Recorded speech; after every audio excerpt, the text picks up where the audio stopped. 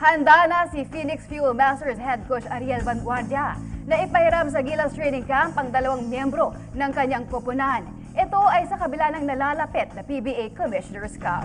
Si Maria Isabel Reyes para sa detalye. Bukas si Phoenix Fuel Masters head coach Ariel Vanguardia na ipahiram sa national team ang kanyang 2 players na kabilang sa 24-man Gilas training pool. Kinuha para sa pool sina big man Norbert Torres at automatic member naman si Gilas cadet at rookie Matthew Wright.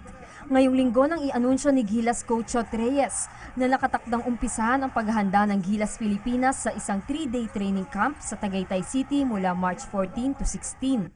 Ayon kay Vanguardia, hindi nila ipagdadamot ang 2 atleta bagamat kulang pa rin sila sa preparasyon para sa Commissioner's Cup. Commitment yan ng team to the national program and Norbert and Matt will join them. Although I think Matt's got 2 more weeks of rehab and he'll be ready to go. We wish them well. Yung schedule na lang kung ano yung dapat na ma-polish kung paano talaga, kung kailan nila ipupull out si Matt, kung kailan ipupull out si Norbert.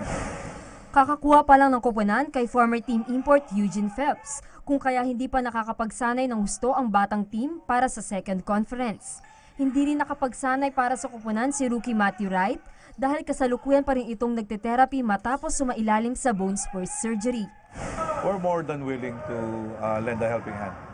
We're prepared na medyo to do it kasi nga it's a sacrifice for every team and for the national team. Ano kami dyan.